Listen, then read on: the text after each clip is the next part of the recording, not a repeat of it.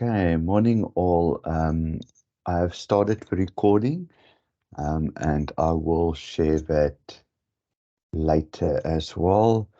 Um, Hopefully more students join, but let me quickly just get the admin part out of the way. So, um, sometimes Bronwyn joined, but I think she is out of office this week, so she will probably join us next week to show you guys some of the ways to get to certain of the my UNISA areas and sites um,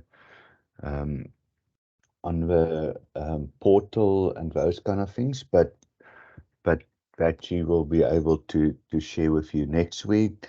Um, for people not on my WhatsApp group yet, there is a link in the chat that you can click on, or you can just send me a WhatsApp on 0837908387, and I will add you to the WhatsApp group.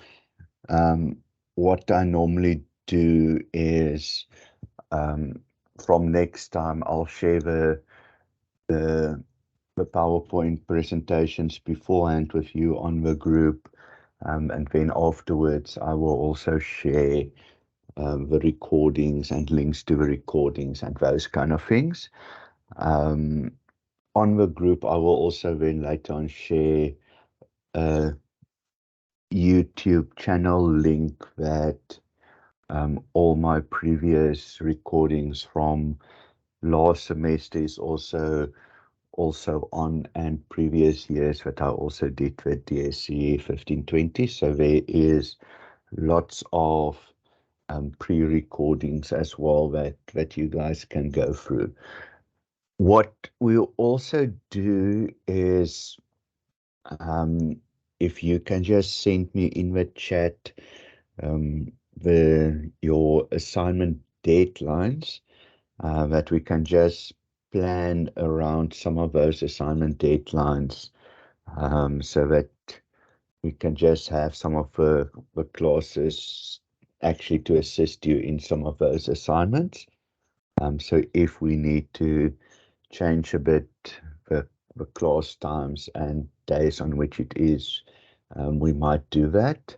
And then also what you can do is, if these sessions are not enough, you can also book some extra time with me, that we can one-on-one do classes. So I will just then copy in some of the people at UNISA, but also what we can discuss on the WhatsApp chat is, if there are a few of you guys that are struggling with a topic, then we just see if we can't put an extra session together, and then it doesn't need to be a 2-hour session, then it might just be an hour session and we focus on a specific topic. So that is also part and parcel of this that we can get. Okay, so assignment 7 or assignment 3. Thank you. Can you also tell me, I'm going to ask that as well, just to tell me okay, cool. So we actually have time for assignment 2. Um, on assignment 2, what is the chapters that you need to do for assignment 2? Because then next week, next Saturday, we can actually really focus to get you guys enough time to actually have enough info and assistance to do assignment 2. Because I think that will be nice, that at least you get some assistance and we're not like last semester behind every time. Okay, so then as you type that in, let's start with today's session. That is interesting that assignment 4 and 5 is so close to one another, but that is probably, assignment 5 is probably the one that is not, that you don't need to submit, but if you submit it, they give you feedback on it for exam prep and stuff like that as well. Okay, so again, just for some of the guys that joined after I've posted it, please join our WhatsApp group as well. You can click on the link to get to it, or you can, cool, I see a few of you are already joining, or you can just say 0837908387 and send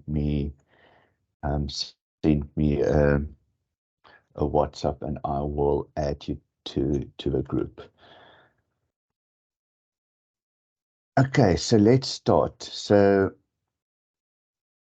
the first session that so what Bronwyn would have told you, if you have any problems getting into, and this is now for guys watching the recording as well, if you couldn't get into this session or later on when you try to access some of the material of this session on the MyUnisa website, please send an email to CTNTUT. That is the Cape Town hub, and they will be able to assist you with some queries. Okay, so let's go into, wait, where is my, okay, other email of me that you can send emails to me, but you don't need to write it down, as I will share it in the WhatsApp group. But there's my Unisa one, there's my Gmail account, and then my email at Sanlam as well. So you can use any one of those three to also contact me. What you guys can also do is, as you are working through assignments and struggling with certain questions, I know they normally tell you not to take a picture or share, but if you take a picture and share with me, so just send it directly to me and not to the group, that's also fine. What I can always do is put it into a presentation and then show you guys at one of the sessions how to do some of the difficult ones as well. Okay, so let's go into this study unit. So in assignment 1, they would have started to ask you not really questions that's anywhere in your workbook, but they would have started, and if I haven't, it might be even in the exam that they do that, is to start with some basic math questions. So you will see that I have included two math questions. So this time around, I'm doing it a bit differently. So if you guys can just take a few minutes and see if you can do it, and then we can work through it. I've got the answers as well, but just take a few minutes, and nearly, you don't even need to work it out. Just write down nearly what the process will be that you will follow. And I think that is more important, is to, so what do you do first? Do you do the adding, the subtraction, the multiplication, the division? So just nearly write 3 or 4 steps down, and then we can get a bit of feedback, and then we can look at how we will solve this.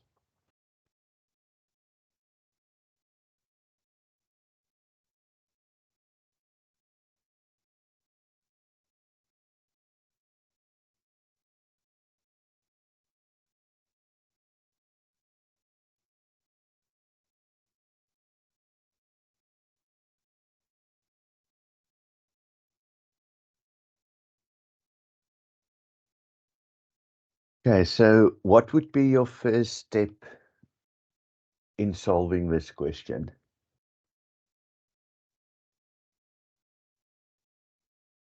What would be the easiest first step to do?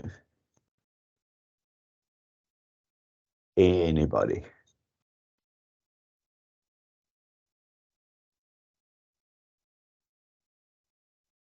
Okay, so I mean, don't we follow BODMAS, of course? perfect.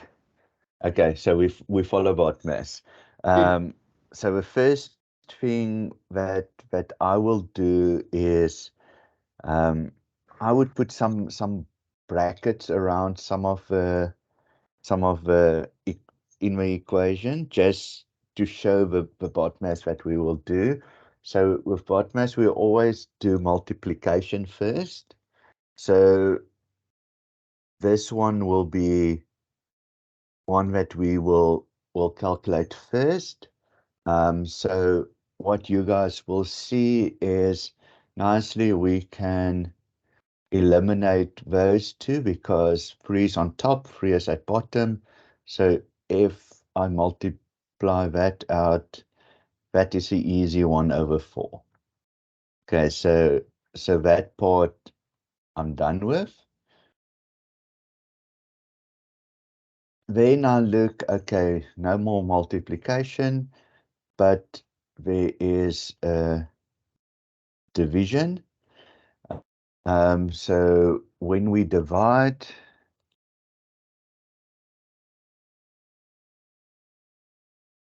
remember when we divide by something, what we can also do to make it simpler is that we swap these two around. So when we divide, we can swap it around to multiply it.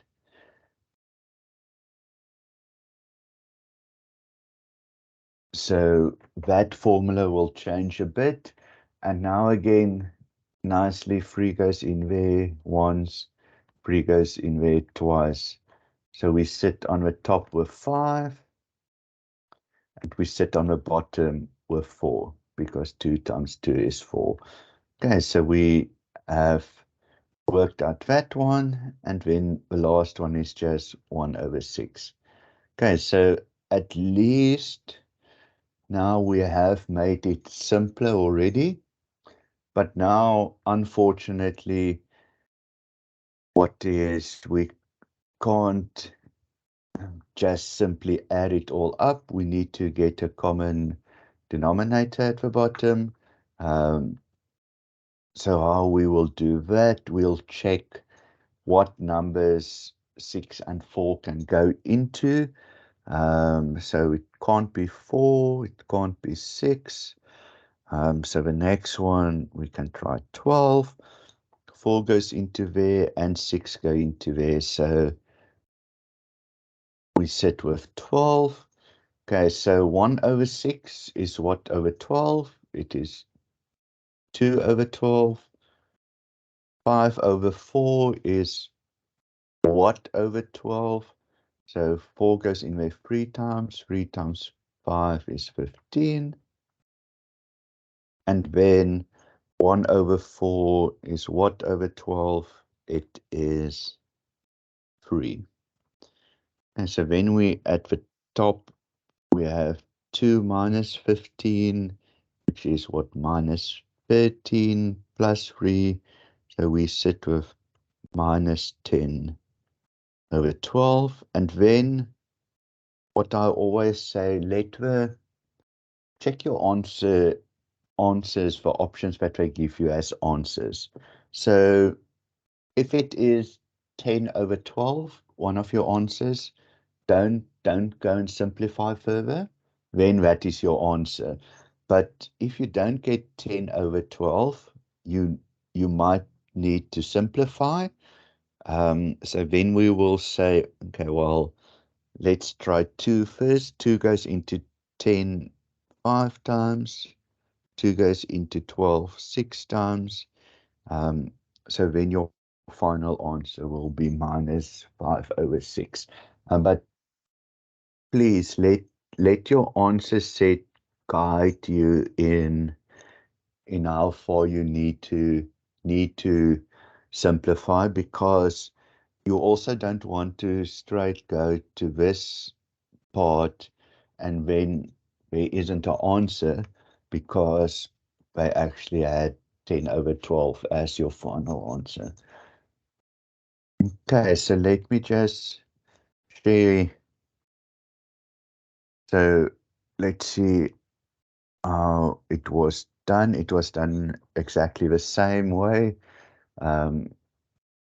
They just went straight into at the top, so they made it a bit more difficult for your first line, but then your second line, exactly similar to what I had. Okay, so again, if you guys haven't had a question like this in assignment 1, just make sure that you know how to do this for your exam later, by the end of the year. Did you have something like this in your assignment 1, that they were asking some No, normal? no, we Okay, didn't. okay, so just be careful, or just know how to do some of this, because later on when we do some previous exam papers, you will see this also coming up. So just make a mental note of this. Morning, Tawu. Okay, so then the next one that we have is very similar. I just want to quickly make it a bit bigger. So now instead of just numbers, we actually have some X values and things added to it, so that again, for you to just see the other one that can be in one of the questions. So very similar to the previous question. What we now just need to do with this is to get all the x's together on one side, and get all the other, not, if I can call it, non-x's to the other side. So how it will look like is something where we have x's to this side, your bigger and smaller, and then we will have numbers on the other side. Okay, so again, to nearly get that right, you'll see we sit with some of the fractions again that we need to probably multiply out by something. And here we also sit with fractions, and we sit with the improper fraction as well.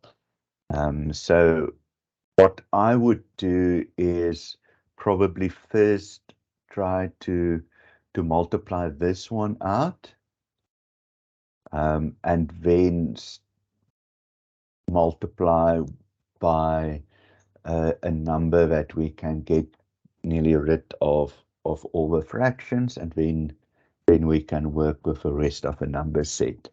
Okay, so let me just, that first part will be the same, so I'm not going to write that over again. So I just first want to focus on this part.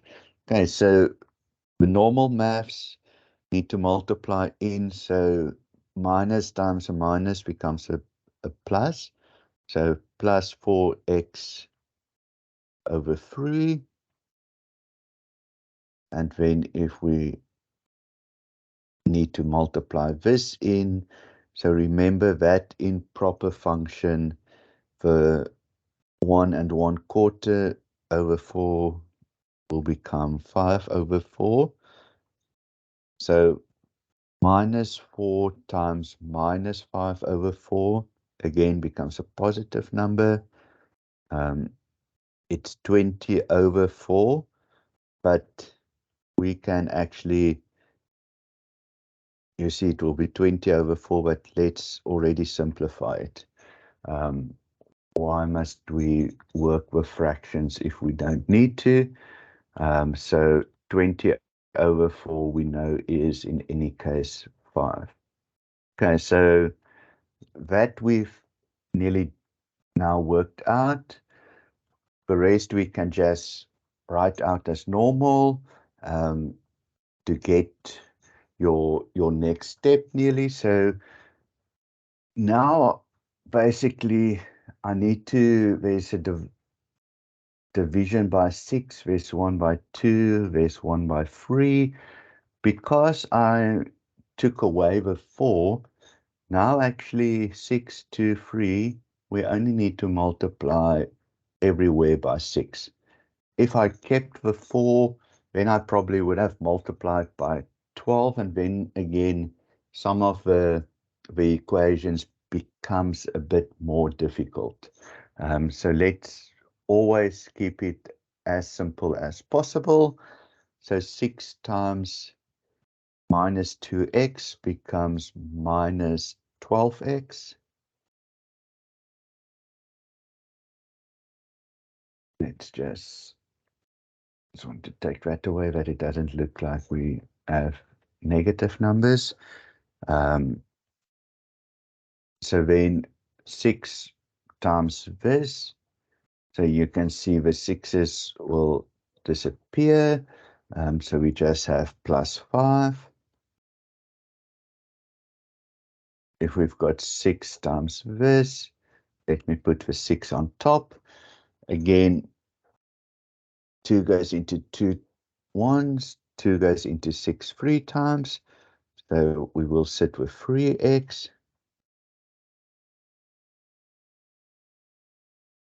Okay, then nothing changes to the sign. 6 times minus 2 is minus 12x. 6 times this, so let's do that. 3 goes into 3 ones, 3 goes into 6 2 times, so we sit with plus 8x plus, remember that we still need to multiply the 6, so 6 times 5 will give you 50. Okay, so this nearly takes you back to algebra. It might have been, if you did QMI, I don't think you guys did QMI or BNU, it would have been in there. Just so it's more just a refresher, again, that we're just looking at. So let's see, minus 12 on this side, minus 12, we can cancel out. Then normally I want to have all the x's on one side. I like to work with positive numbers. So this instance, I'll actually take the minus or the 3x to that side. It becomes minus 3x. So 8x minus 3x is 5x. I'll take the 50 over to this side, then it becomes negative. Negative 50 plus 5 is minus 25. Okay, so, and then divide by 5. So you will see something strange here. We normally want to write it x and then the rest of a formula. Now we have swapped it around, but still read it to that side. X is smaller or equal to minus 5. So if we want to change it up, we can just do that. So then we will read it still to that side as x smaller or equal to minus 5. Okay, so just remember, if the x is on this side, just read it then backwards. So x is smaller or equal to -5, or you can rewrite it as x is smaller or equal to -5. Okay, so you can see the process in this one was much longer. So again, whatever, and you can, I will share again after the session, I will send this onto a WhatsApp group so that you can work through it. So please,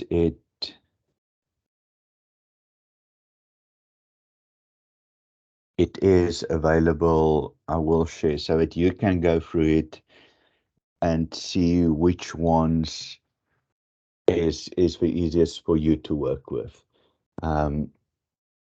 Again, it must make sense for you. So if this process will be easier for you to go through, follow that process. Yeah.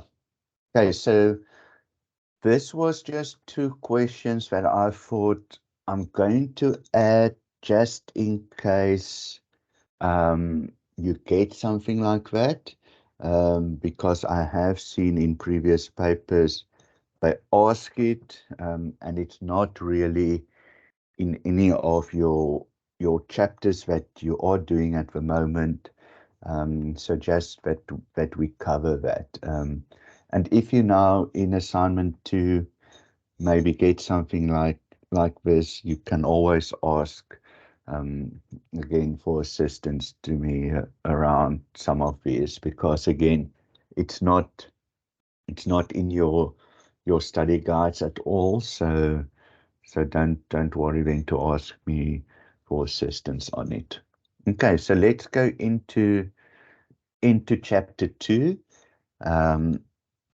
So here we look at applications of linear functions. So remember, with linear functions, and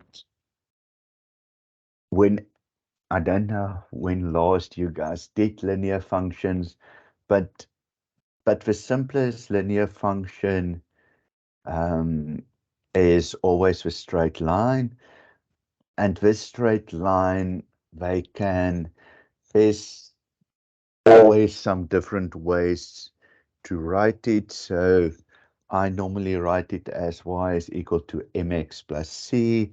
There can be ways that you write it as something like bx plus a. There's different ways of writing it, but it comes down to a simple linear equation, a straight line.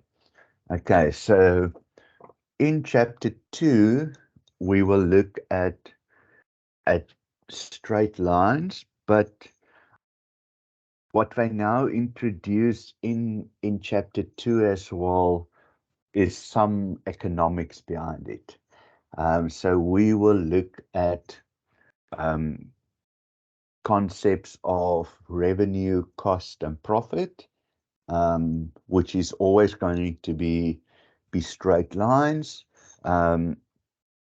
It's something different when we go into chapter 3, that will look at quadratic equations and things like that, but that will park for later. Then other concepts that we will need to do is with the revenue, cost, and profit. Sometimes we'll need to calculate some of it. When revenue and cost is equal, if there is profit or not, but we'll get to some of that and some examples. Then also from the revenue, cost, and profit, what we will go into is your demand and supply curves. So that is definitely important. But again, always it's going to be straight lines that we work with. there's going to be a point where the two cross, so that we will also look at. Your demand curve is normally this one, and your supply curve is normally that one, but we'll get into it in some of the next slides. And then what they also can ask you, and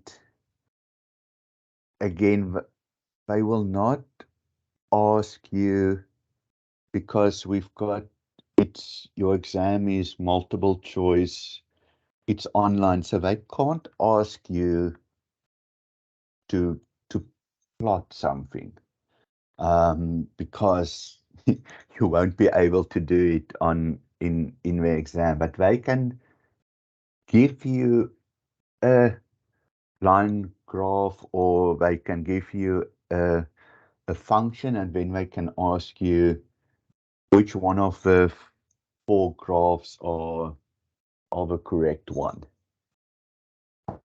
So that is something that they can do, but they can't ask you to plot a demand or supply function, because it is not something that you will be able to do online. Okay, then the other thing that they can do is by giving you some information that you need to determine some of the lines, and then we will get into elasticities of demand and supply curves as well. Okay, so that will nearly be the layout of the session of today, that we will cover chapter 2 for you, and that's why I nearly want to know, in assignment 2, what are the ones that we need to cover, the chapters, so that we can just make sure that the next session that we do, that we at least cover the rest. So, okay, I see we need to cover for assignment 2 slope differentiation. Okay, so that nearly Derivatives. Okay, so they go quickly. Yeah. Okay, so assignment 1 was nearly what we are doing today. Okay, so assignment 3 then nearly covers, what is it? Chapter looks like differentiation. Okay, so assignment 2 covers chapter 5. Okay, chapter 5. Okay, so what we will probably do is skip a few chapters to get to chapter 5 for next time. I'll see. I'll just check what's the easiest for us to do, and then I will, for next time, I'll make a plan that we at least cover chapter 5 in one or some format, that we just give you some guidance. Okay, but to come back to chapter 2 and what we need to know about chapter 2.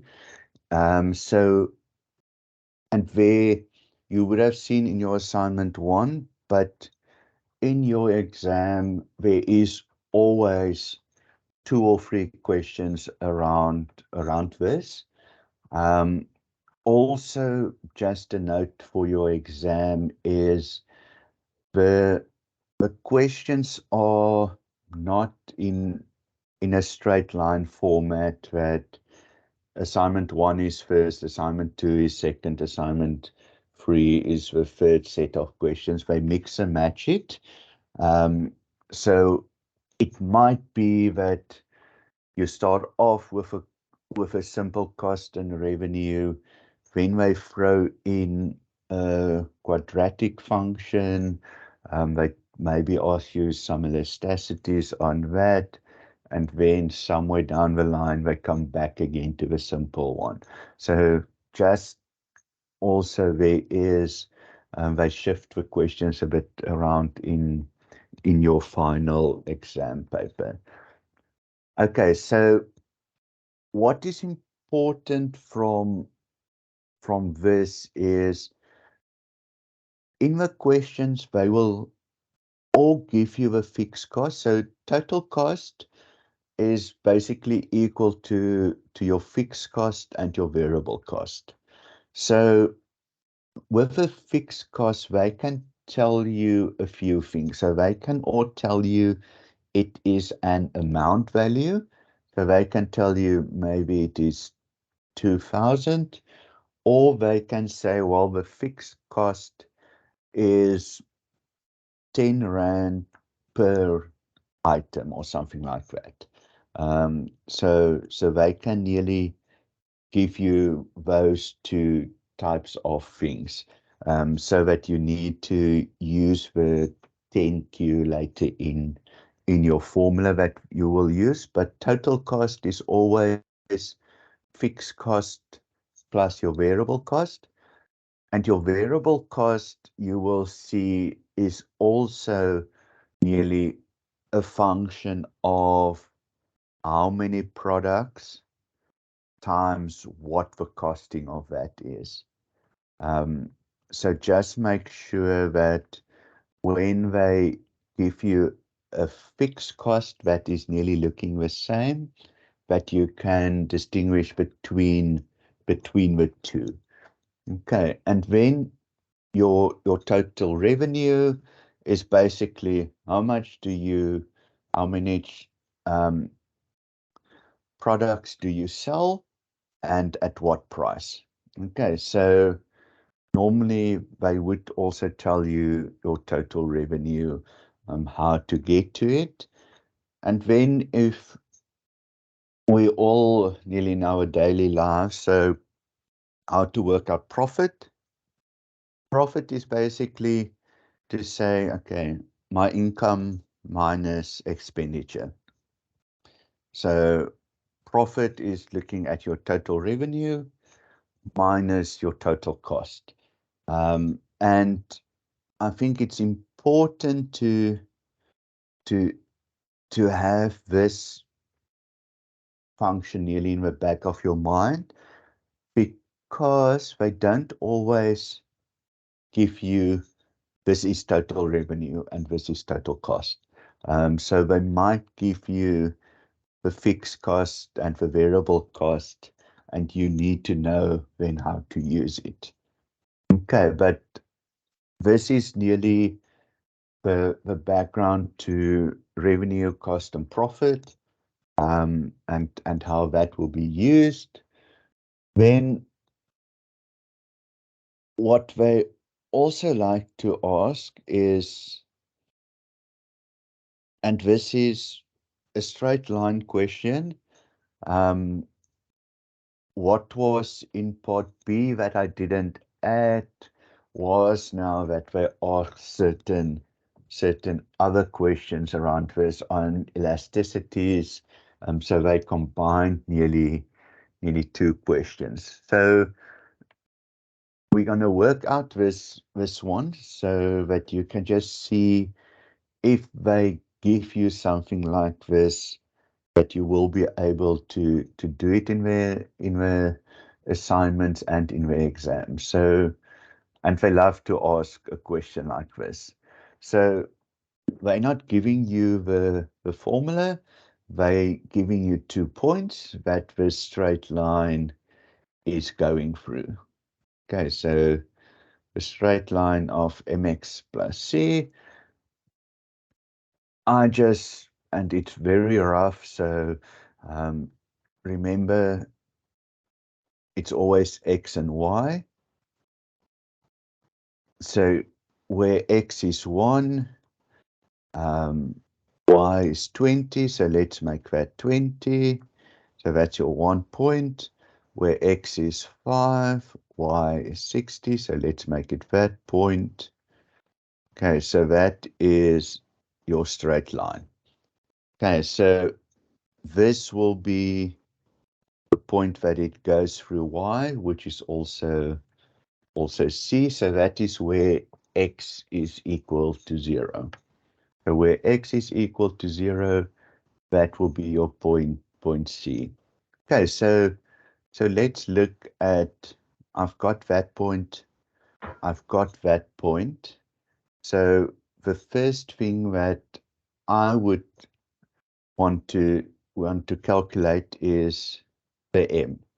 Okay, and to do that in your study guide is also that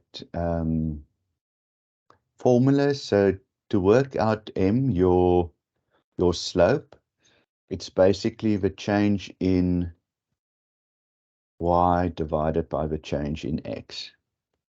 Okay, so it is in your study guide, that formula to calculate m, the change in y over the change in x.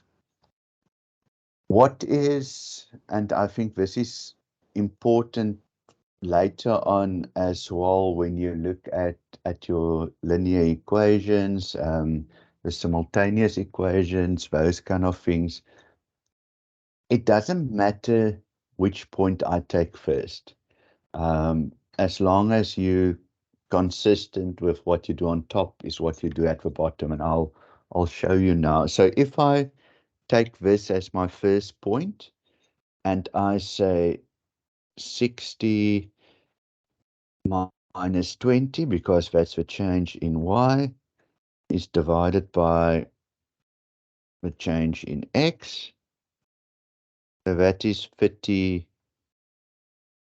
over 4. Okay, so if I decided, okay, no, but that would have been my first number, so 20 minus 60. Okay, I've made, I was wondering why that doesn't want to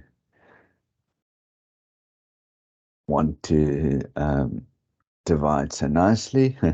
So if I do 20 minus 60, I must also say 1 minus 5. So at the top it will be minus 40. At the bottom it will be minus 4. And then if I divide those two, I will also get 10. Okay, so doesn't matter which one you use first or second, as long as what you do at the top is what you do at the bottom. So now our formula is already a bit better. We've got 10x plus c. So now what we can do, so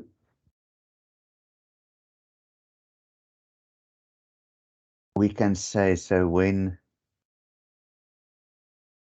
let me quickly, what is the next one? So what we will do is, to get c, you will put in any of those two numbers into the equation.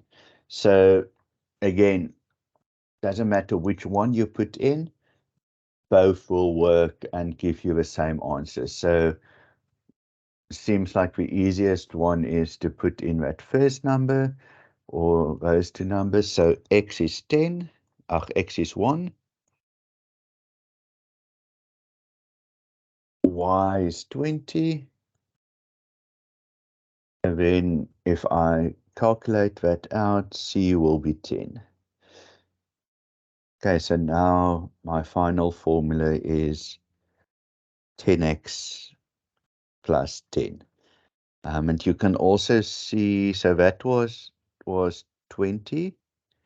So that needs to be smaller than 20. So if you got something bigger than 20, also know that when somewhere in this calculation you made an error. So your Y cutoff, the C value needs to be smaller than 20. Okay, and what I have done is I also have included it in this, the way that they calculated it. I didn't even go further. Did we only need to work out chaos? They didn't even go further to calculate the C, but that is how you would have calculated the C. So you can put in any value. See, if we put in the 5 and 60, let's quickly do that. Then Y would have been 60.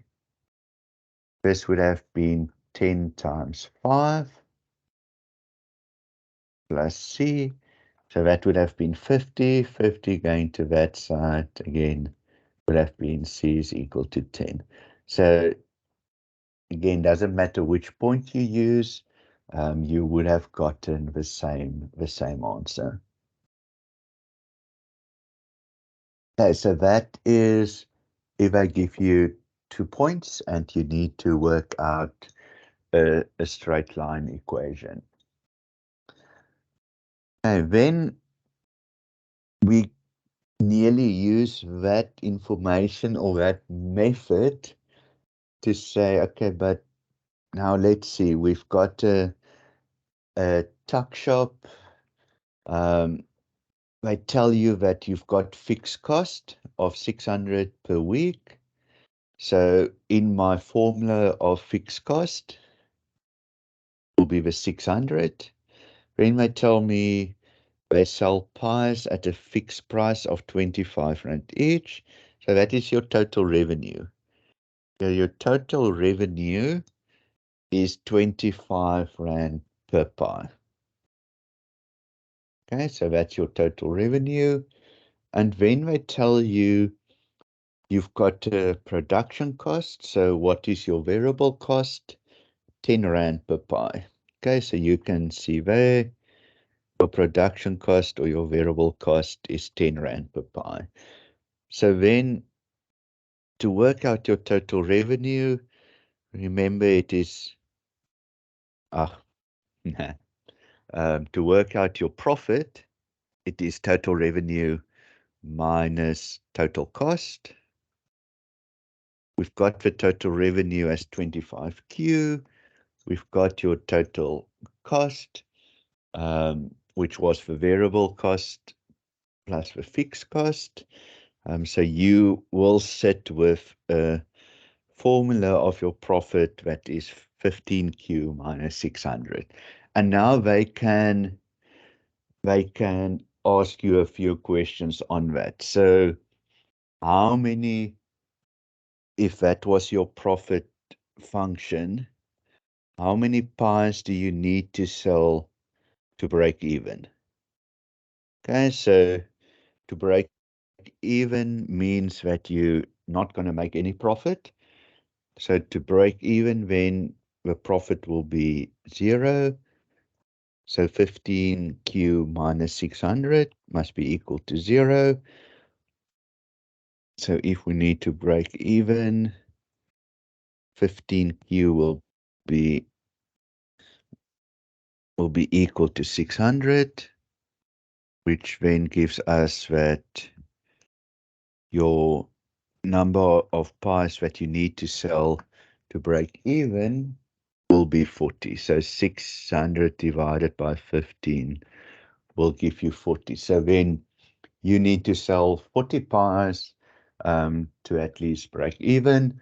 If you sell more, you will make profit. If you sell less, you will make a loss.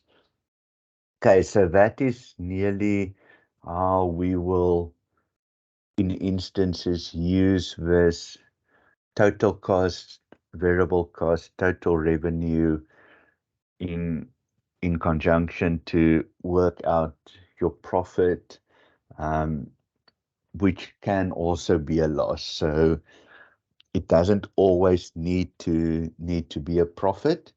You can also make a loss out of it. Okay, I'm again just copying in the WhatsApp chat so that the guys that want to join the WhatsApp group um, and can join the WhatsApp chat so that we can share information. Also, if you can't access it from the chat, my number is 0837908387 for you to also get. Okay, so we've basically covered um, total cost, fixed cost, variable cost, total revenue. So let's go into a bit more detail on demand and supply curves. So sometimes they give you definition questions, but because also you're writing online, they're moving away from some of that. But if there might be a definition question, it might be on something that influence demand and supply, and with that they will give you options on demand and supply. Okay, so that you can maybe they can give you, say, what is affected by demand, what is affected by supply, and give you a few options.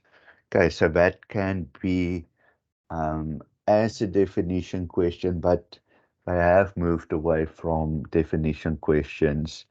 And I don't think there was any definition questions probably in your assignments in any case thus far. Okay, so going into demand and supply, and I think again what is important nearly is to look at how your demand and supply curves look like, because, and I have an example in the next 2 or 3 slides on a question that was asked in one of the exams. So this is a demand curve, and the one that will go through there is your supply curve. So I don't know if I have one later on, but demand and supply. Okay, and you can see what the two formulas are. Um, so demand, because it's sloped negatively, it has the minus. The supply, because it's sloped positively, it has the positive. So that's also how you can see the difference in the demand and supply. Demand always have a negative, and the supply always have a positive. Then what we will also see and look at, and this would have been in your assignment 1 already, and you probably had price elasticity for a simple linear, and you probably had price elasticity for your quadratic functions as well. The one thing that, again, is for me more tip that you guys can also nearly use is I draw nearly a line for me, a timeline, or a number line. And then I look at these and I say, well, okay, if a number is bigger than 1, so let's see, when elasticity is bigger than 1, it is elastic. When the elasticity is smaller than 1,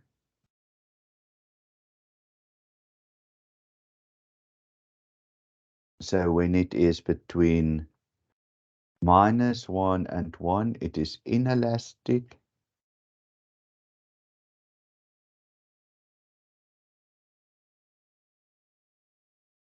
And then that side again, it is elastic.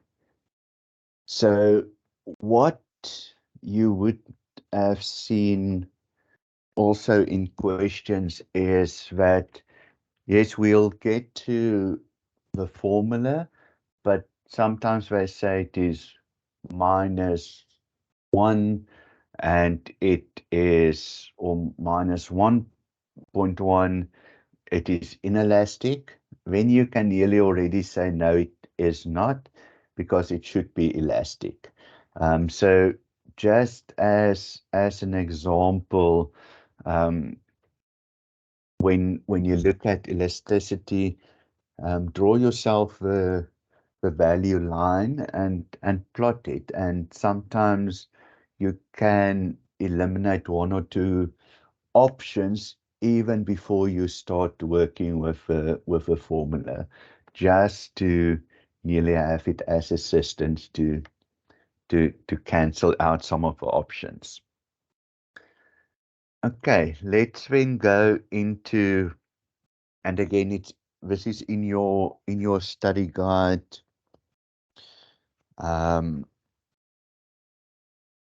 You have this as options. So what I've done is just, we'll get to some examples where we're going to use it, but there is a few ways that you can calculate the elasticity. So by looking at the change in quantity demanded. So again, depending on what information they give you, you can use this formula. You can use the short code formula. You can even use, so depending on the information, there's nearly 3 formulas that you can use. Okay, so that for me is what I wanted to show you, is so that you don't get stuck with this formula and then it's like, ooh, but I don't have this, or I don't have the other value that I need. There is other formulas that you can see, and you please don't now go and try to say, okay, how do I convert that into that one and that into that one? It's not needed. That's not part of this course at all. They have shown you what you can use, so just use it. You really don't need to, from this point now, need to be able to show mathematically how you convert from one into the other one. So please don't go into that detail at all. Okay, so let's quickly then go to the next one. Again, just talking about the point elasticity. So if they ever talk about price elasticity in nearly as a measurement, then you use these formulas. It might be so just be very careful when you read the questions, because if you read elasticity, I automatically want to do this. But it can be that they say, no, but work out the point elasticity. And then the point elasticity has a different formula because you're working out the elasticity at a certain point and not the elasticity of the whole line. So just be very careful when you're answering the questions around elasticity, that you see nearly, if I talk about point elasticity, you're working it out at that certain point. So then they must give you the point as, say, it was 4 or 6 or whatever. They must give you the value of X and Y of that point, because that you will need to work out in the equation. Okay, so you will then use that point value in your equation. So very important. Nearly, I have not, to be honest, seen that they ask point price elasticity, but who knows? So just as a caveat, just look out when we talk about it. Then the other thing that they also at price elasticity, and again, haven't seen it really, is to say what is the arc price elasticity. So that goes, so it looks at the total interval that you working with. So and let me nearly explain it this way. So if we have a straight line, that first elasticity talks about the elasticity of a straight line. The point elasticity refers to there, and what the arc does is talks about elasticity between those two. So it will look at nearly that arc of the slope. So that's nearly the 3 different elasticities that they can ask. The one that they ask normally is about a straight line. So that is the normal one. It might be in assignments they test it a bit differently, but in your exam you normally get the straight line. But we have all the other options. So that is your elasticity of demand. And then obviously we have of demand, we also need to have of the supply curve. And then again, very similar process. So you've got your elasticity of your supply curve, you've got a point elasticity, and you've got the arc elasticity as well. So just as with demand, exactly the same process through the supply side as well. Okay, so I thought let's look at the question. So if a demand function is this, where P and Q are the price and quantity respectively, determine the expression for price elasticity of demand if price is 20. Okay, so in the chat, tell me which formula would you use to work this out. If you need to guess, you can guess as well. So which formula would you guys have used to work out that first one?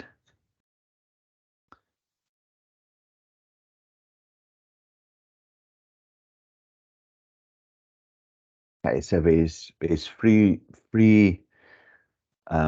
functions that we can use: the normal elasticity, the point elasticity, or the arc elasticity.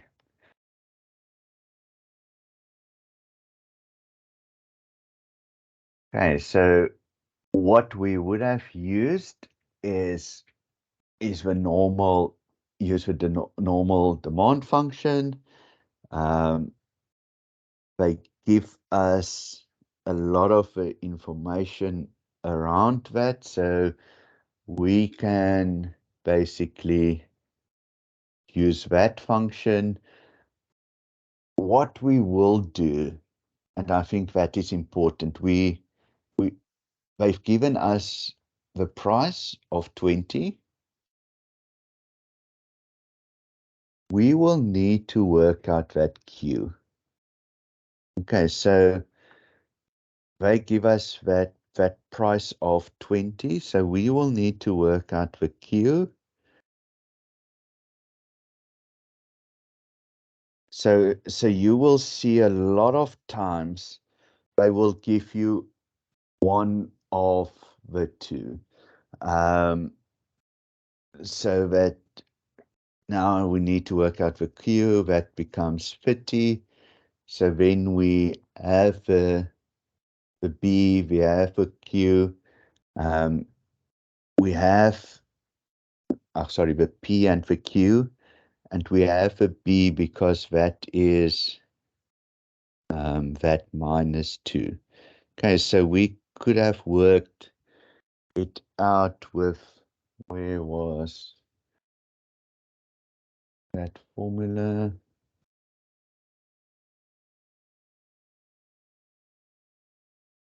Okay, so it was basically the point formula because it was at price 20. The Q was 50. We had the B. Okay, so interesting with this one was they only give you the price.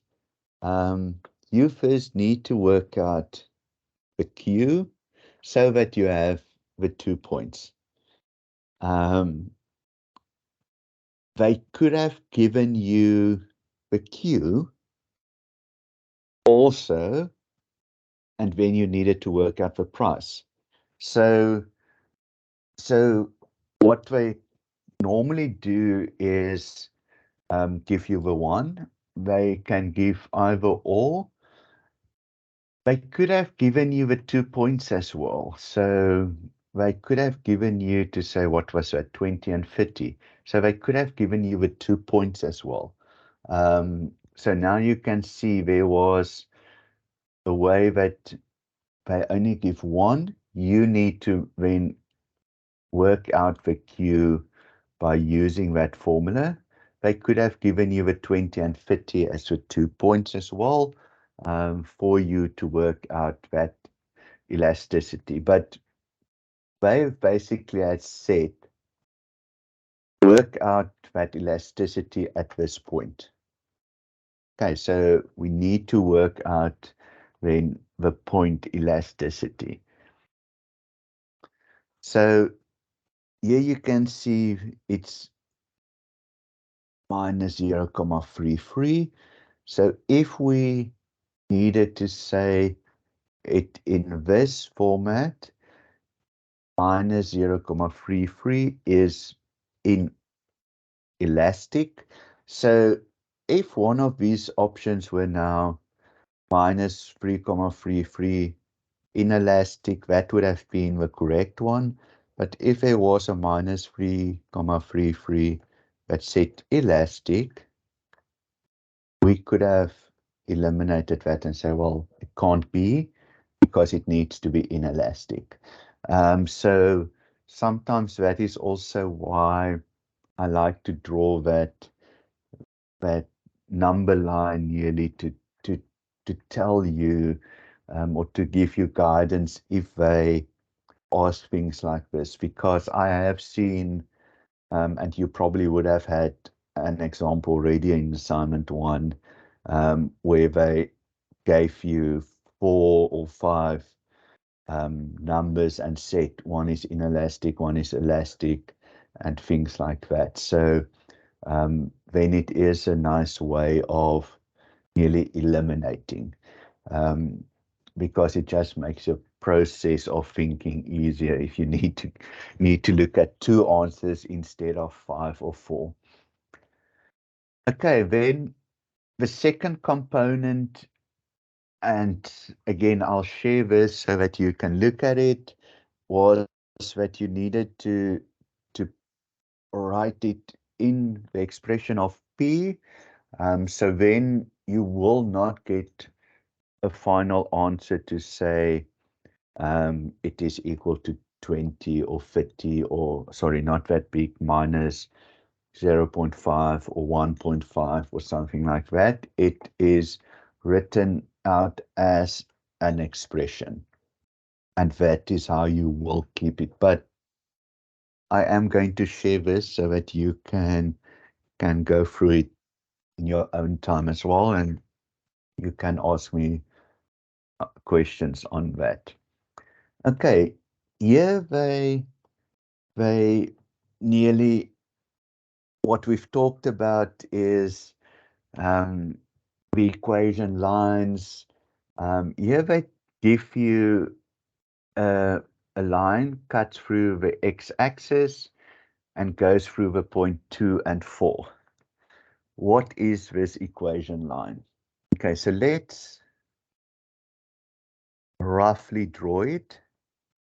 There's 2, there's 4, so that's your 1 point, and it goes through the x-axis at 4.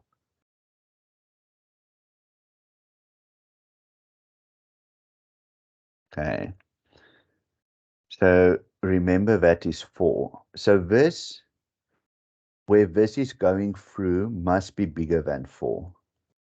Okay, so so when we look at answers, C must be bigger than 4. Okay, so that is a straight line or line like this that goes through 4, so it can't be that. See, where C goes through 4 and it can't be, it must be bigger. It's 8, so that might be, can't be. Please let me know what I have starting to do is move away from none of the above. So just let me know when in your first assignment and then continuously with the other assignments if a none of the above, if that is still an option, but they have moved away from none of the above, but it might still be there. But so now you're looking at 2 options instead of all 5 options, just by visualizing it for yourself roughly. So there's no difficult way, or you roughly draw it yourself. But now we can check if we need to still verify if that is the correct one. Okay, so let's check that one first. So let's do the slope. So change in y over change in x. So there you got 1 point. So that point was x4, y0. And there's your second point that you have, 2 and 4. Okay, so like I showed in the previous one, doesn't matter which one you use first, as long as you do it both at the top and bottom the same. So I would say 4 minus 0 at the top, the bottom 2 minus 4. So 4 over minus 2. So my slope is minus 2. Okay, so that's correct. I don't know yet if an 8 is where it's supposed to. So all that I then do is to say, well, I now know this is how my formula looks like. Well, they give me that point, so let's put that point in. So y is 4, x is 2. So that becomes minus 4. If I take minus 4 to that side, it does become positive 8. So you can see that your y cutoff is 8. So that would have been your correct equation line in the end. Okay, so, but again, I nearly wanted to show you guys by just rough way of drawing it, one can already start eliminating a lot of the options, and hopefully they don't put in none of the above and another formula there, and then it's easier. And if I don't, you unfortunately need to work out till the end to then see that it is none of the above. Okay, so need to draw a straight line that goes through a point nearly the same that we had in one of the previous questions, but this one was now on a supply and demand curve, which can also happen, that they talk about this. Okay, so here they talk about the point of intersection. What does intersection mean? So intersection is where those two lines meet. Okay, and that is the point of intersection. So here's a lot of information that I'm not going to try to draw even. What I'm going to do is, this basically is what you will also see in your study guide as simultaneous equations. So you can, let me, excuse me for a few minutes, there's a delivery. I just quickly want to get the delivery. Sorry for that.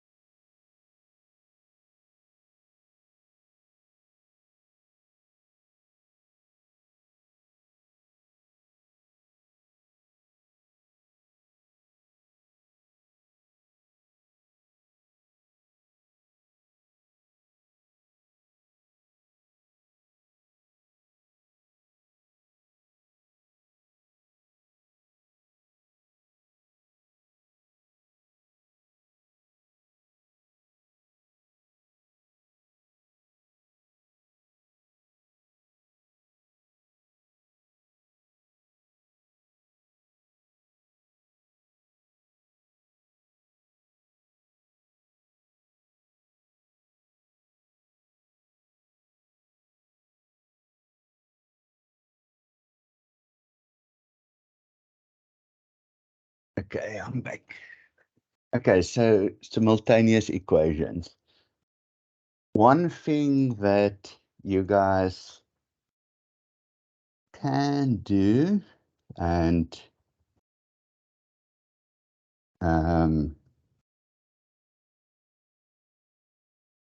it sometimes is on your calculators, but what you can also do is Google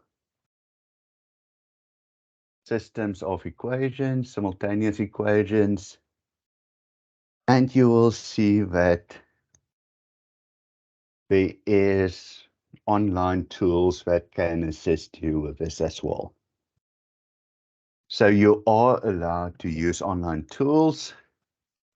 You are allowed to use your calculators. Some of the calculators is very clever in working out the simultaneous equations, but there's tools as well for you to use. So I always say use it.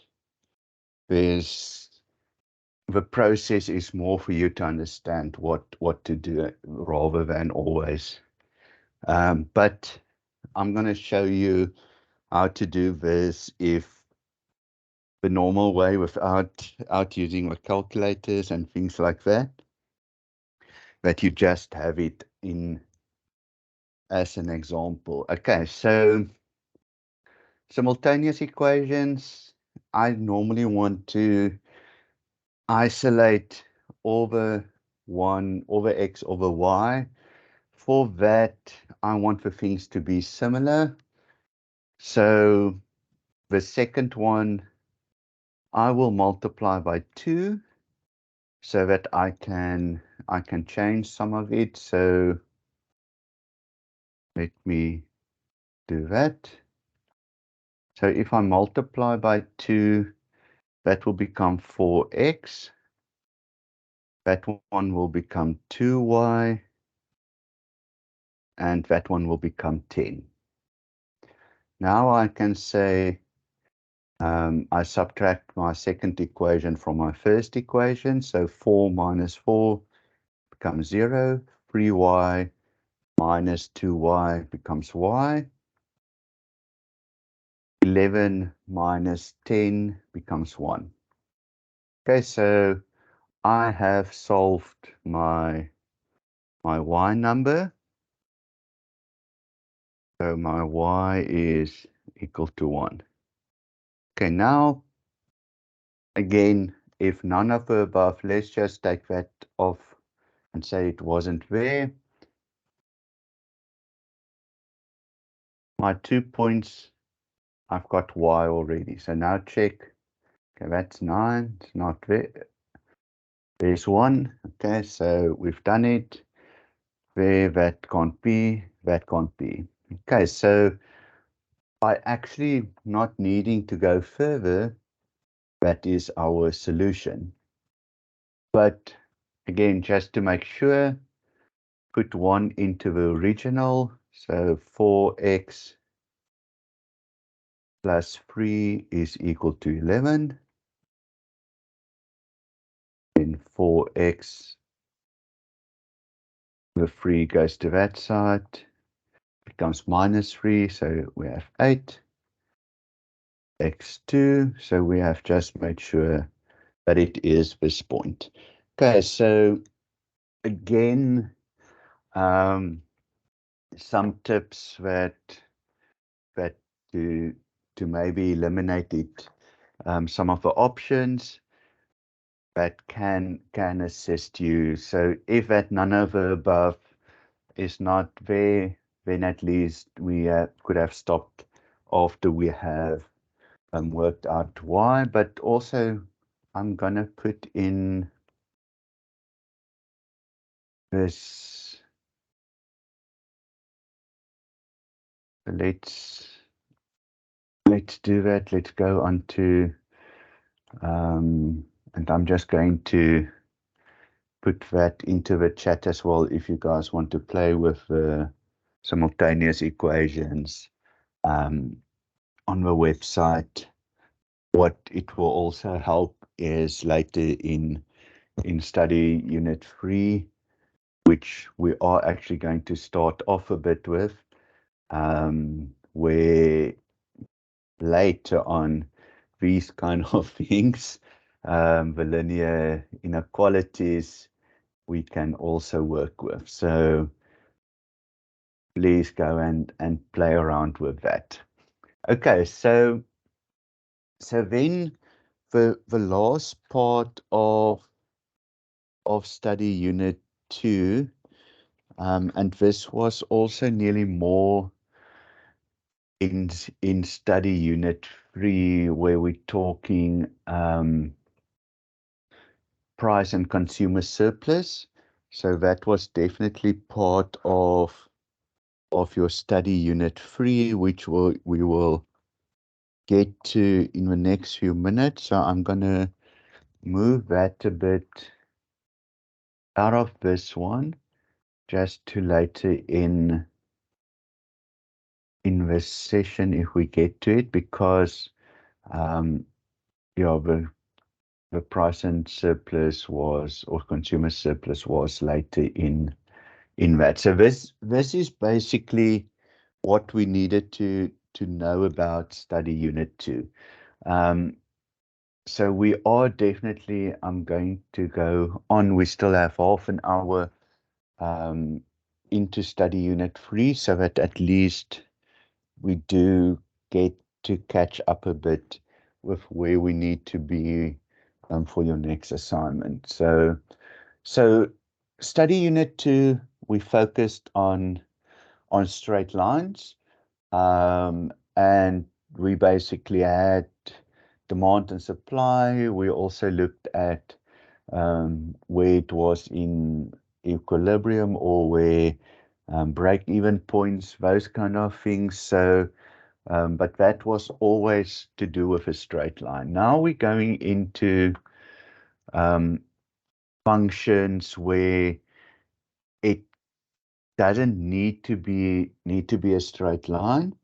If you look at study unit 3, what we will see there is when we need to start looking at things of equilibrium and other stuff where it might become not a pure straight line, but else it is working with the straight lines and we need to solve things. So that's why we will really look at what is break even, we will look at equilibrium, and we will look at the consumer and producer surplus in the study unit.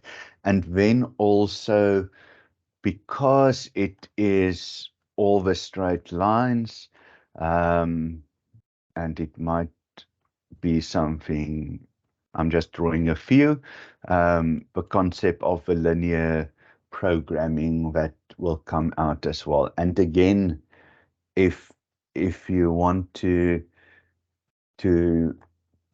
look at linear programming and see how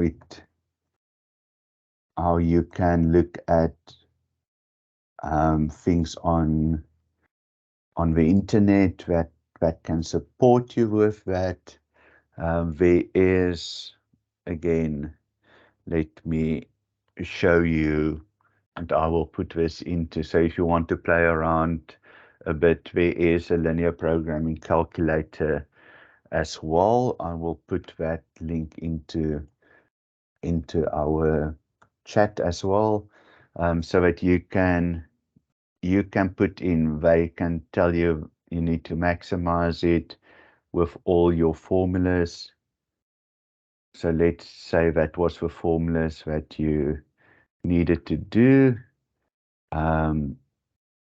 It tells you, so this was a bit stranger, but where it gives you all the different lines and how it looked like. So please, this was now I think a strange formula that was in there, but again, there is functions of this that you can again use in your online environment and play around with it. What I normally, that's why I now put it in there. It doesn't help you on the day of the exam now to Google a calculator and see. Start using it and practicing it already. It is available. It is there for you to use. Okay, so let's look at a question. So they give us here two lines, a demand and a supply function. They ask us at market equilibrium, what is that point? So basically, again, like in the previous example, we are sitting with two lines, where they have given us the two lines, and we need to basically calculate that point. So if you look at it, there's the one line and there's the other one. So we could have now written it below one another. We could have, but for me, this is the easiest. So I always want to work with positive Q or positive P. So I take the negative 0.8 to that side, 0.6. So 0.6 plus 0.4 is 1. So 1 Q on this side. And I'll take the 20 to the other side. It becomes negative. So this one was easy. Q is 30. We put it back into the equation. So if it is then 30, so 0.6 times 50 is 18. I need to subtract 18 from 50. So your P value is equal to 52. So now you can see that is probably 50 for Q. And that is just above the 50. So let's say it was 52. Okay, and that is the point of equilibrium, is where those two meet. And I was hoping that there is an answer to that. Let me quickly check if I added. No, I actually didn't add the answer. So that would have been where those two meet. So at 50 and 52. So here is the 50 and 52. So option B. Again, you can see that if you swapped it around, there was an option for you as well. But look at the graph. So Q is basically your X and P is your Y. So QX, PY. So just, so there is that option. Then what they like to do is, from this question, they like to follow it up. So that might happen a lot in your assignments and in the exam, is you worked out a question and then it feels like they working a bit with extra things to say, well, what else was there in this chapter that is important? So you basically now did that. So they can ask you probably something on equilibrium, break even, or the consumer surplus or producer surplus. And that's exactly what they did. So they said 50 or 52 units are produced to break even. There's the equilibrium that we're talking about. Consumer surplus, producer surplus. They actually also include point elasticity. So question 6, 5 and 6 actually covers this whole study unit, except for now linear programming, because it actually, and probably study unit 2, because it also asks you about the arc elasticity as well. So let's look at, so which one is correct? Let's take none of the above out. So 50 or 52 units are produced to break even? No. So you can't have that or the other one. So break even is where, and it's actually break even is where profit is equal to 0. Okay, so where your cost, and so no, is equilibrium is reached when 50 units are produced at 52 unit. 50 units are produced at 52 Rand per unit. True or false? What would you have said in this instance? I would say true. Okay. I would as well say true. So your equilibrium is reached at that point. So if you had it the other way around, you would have said no to this one. And then you would have needed to check the other questions if it is right or wrong. And that now becomes a lot of work. So I want you guys as a practice, please calculate those three for me. So and do it if you have time. I will in any case go and look for the answers and share it with you in any case. But go and practice, because if you can do 3 and 4 and understand why 2 is the right, you in this question you basically can do study unit 2 and 3 in one question, because this covers basically everything. So please go and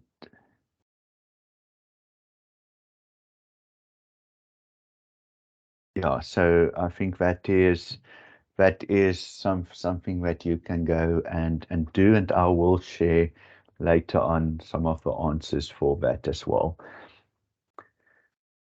Okay, so again, so there's about 19 minutes. I want to get to some of those simultaneous equations. This question, you can look at, there's a few questions that I've included here.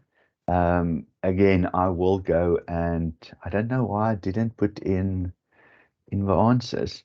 I will go and check for you what the answers is. But again, I'll share this presentation so that you can play around a bit with this. In question 2, I just want you guys to a note. So when you practice it, just look at that. Okay. So when you get your answer, and this does happen a lot in this study unit, just check that your answer and the units that we are working with are the same. So just so work it out, but just check that.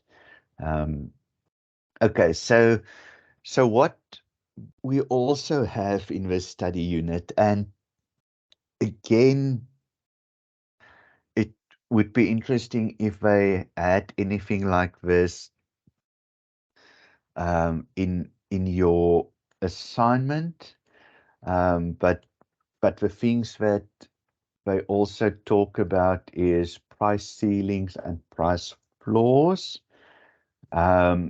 So when something is nearly by government regulation, things are being introduced.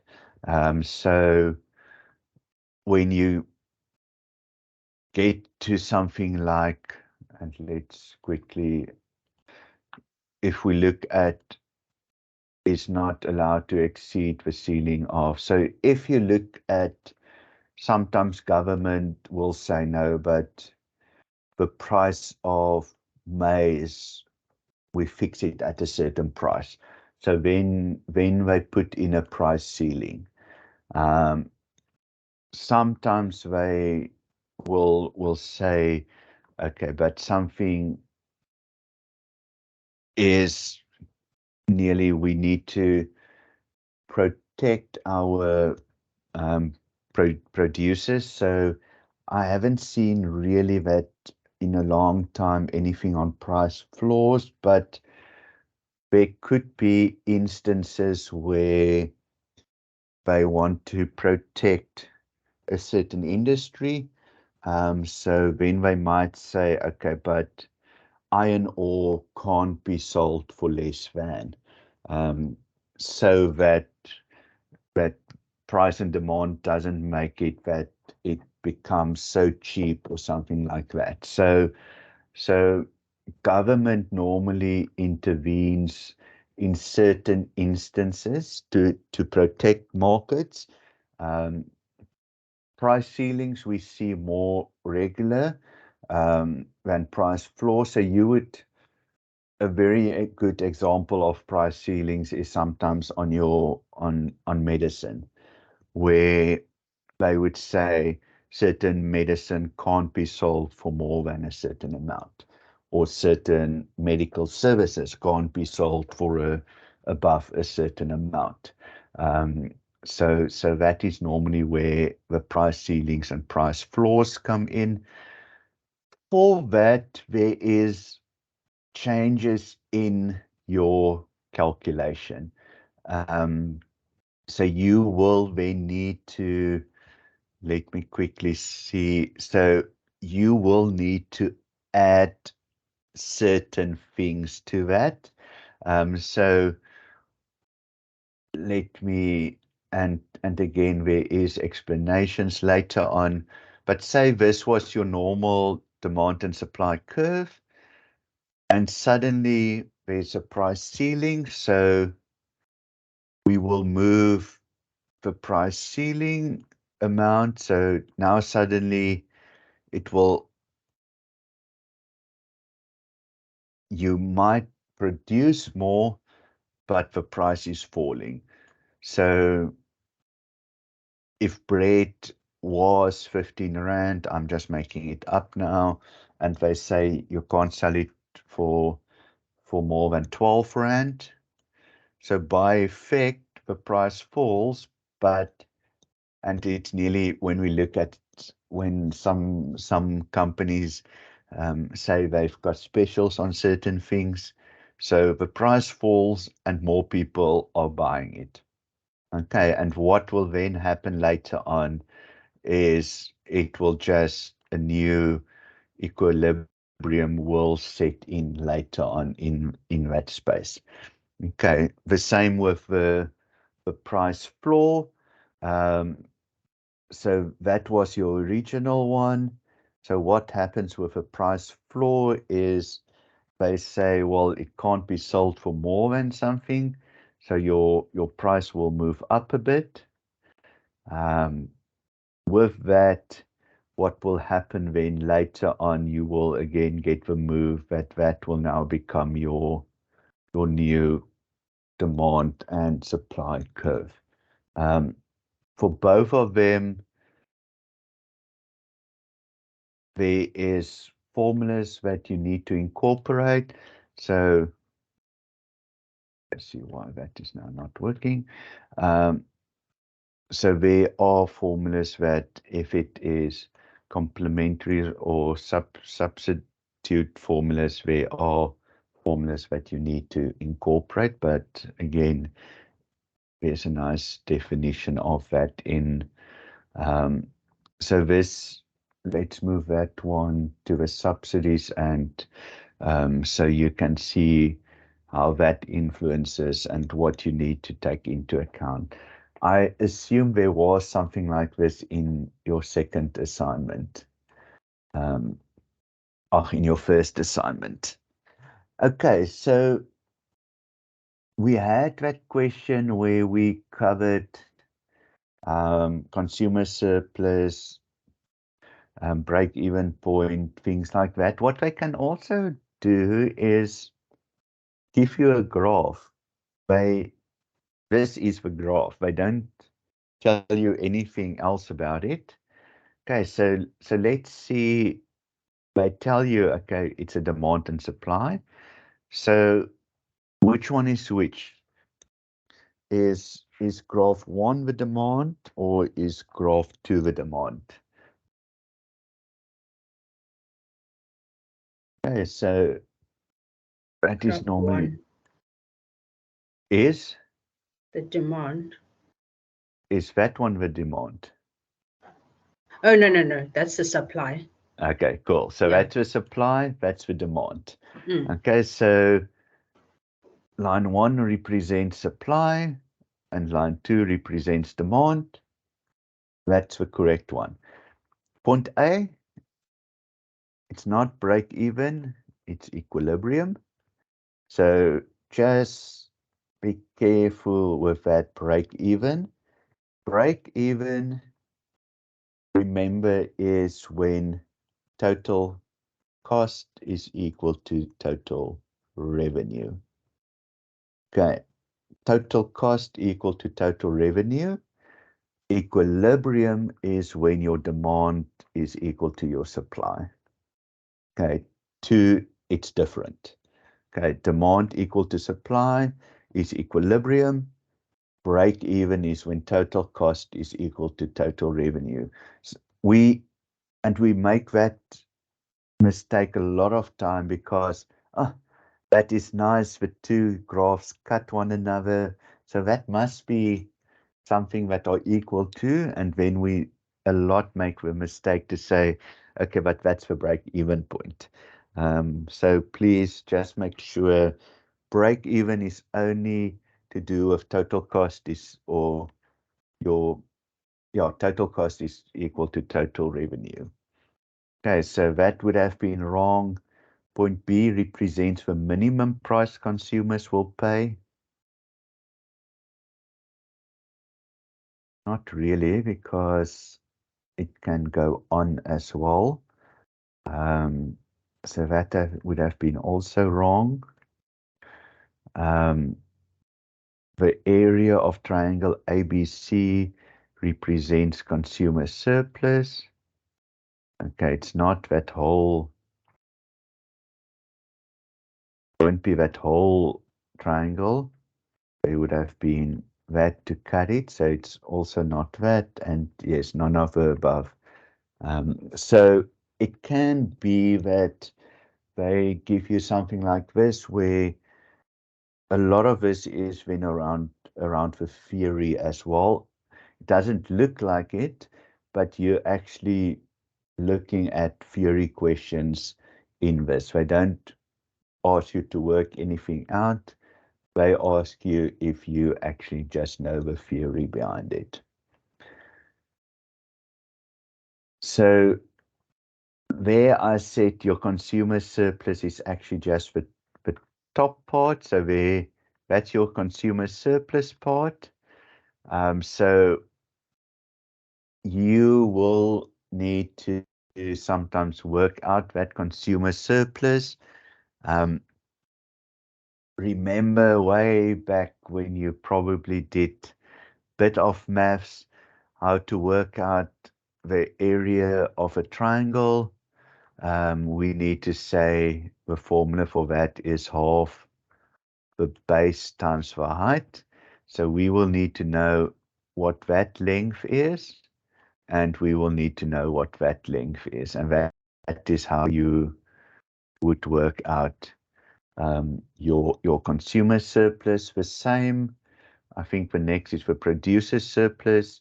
If we need to work out the producer surplus, again the same formula, but this time we're looking at that and that times half. So that's why when I add it there, so that is your consumer surplus part, and that is your producer surplus part.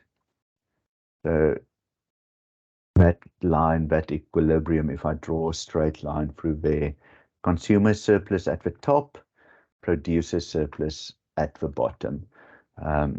So you can see if we had, say, a line through there, that would have been your consumer surplus. And that's your producer surplus. So just to put it in perspective. What they sometimes do is they give you that whole on, and then they ask you sometimes to calculate the consumer surplus and the producer surplus. Okay, so they can do that and say in options A, B, C, D, and E, consumer surplus is equal this, producer surplus is equal to something else. And then you need to pick. So that can also be a way that they can do that. Okay, and nearly in this way. So again, I'm going to leave question 6 to you. I want to get to just one of the linear programming questions. So with linear programming, and you will get this in the exam. So it's a given. And what they will give you is normally 2 questions on linear programming.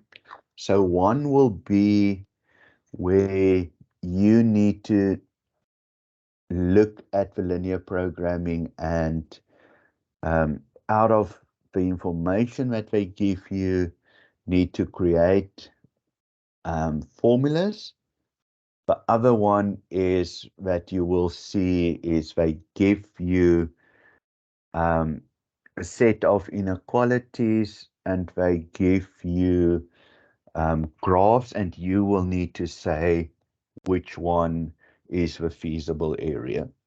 Okay, so we will probably not get to this one today, but I will make sure that we will just cover it when we start next week, that we just cover that feasible area. Okay, so in this instance, they give you a set of data. They tell us if a number of security and ornamental gates to be manufactured are denoted. So they tell us security is X and Y. So then we can start creating formulas for us. So if the selling price is that, we can say, so I'm not looking at the options yet. We will write down one option and then we will start eliminating. So selling price, so if we need to look at total revenue, we will get the one is 7,200 times X plus 665 times Y. So that is your total revenue. They don't in this tell us what it cost. They're only telling us the selling price. So we don't have a total cost. We just have a total revenue. Okay, so we don't have a total cost, so we can eliminate that one. That is for profit. We're not going to work with profit. So we can eliminate that one. So we're sitting with 7,000x plus as your total revenue. Okay, there already you can see that is also wrong. So actually just by looking at the total revenue, we actually have gotten to our answer. But let's look at the others. So for the security gates, so for welding, we're gonna weld 4.5x. We're gonna weld 2Ys, and we only have 900 hours available. So it needs to be smaller or equal to. So that is Tembisa also that I want to know if that none of the above has been taken out in your assignments, because else there's always that unfortunate one about none of the above that is looming. So again, now you can see just by that one, okay, cool, it's correct. Then for finishing, we've got, okay, so sorry, that for finishing, we've got 1x, we've got 2Ys, and the total amount of time that we have is 400. Okay, so x plus 2y smaller or equal to 400. Okay, and then always, and you will see it with feasibility as well, that we look at, always X and Y needs to be equal or needs to be bigger than 0, equal or bigger than 0. So you can't make a negative security gate. So you can't make a negative ornamental gate. So you can make 0, but you can't make negative. So it will always be bigger or equal to 0. Okay, so I'm not going to get here now, but they always will tell us that X and Y is bigger than 0, just because you can't create anything negative. Okay, so you can't create even a half. So you will never be able to create a half gate, or in all of these price and demand functions, you will never be able to build a half a chair. So when you get options as well for half of something, that can't happen. Okay, that is it. I've got another session on BNU later in the next few minutes. So that is it for today. I now know that we need to, for the next session, we will quickly recap on linear programming, but then we will go into the differentiation part. We can always go back to some of the nonlinear functions that we need to do in prep for your exam, but I think let's align to your assignments and get that sorted out so that we work with that. I'll share the PowerPoint. I'll share the presentation of the session recording as well later this afternoon for you guys as well. Okay, thanks everyone. Have a great Saturday, and then we will see next Saturday again, the same time. Thank you, Cool. Sean. Thank you, Thanks. everyone.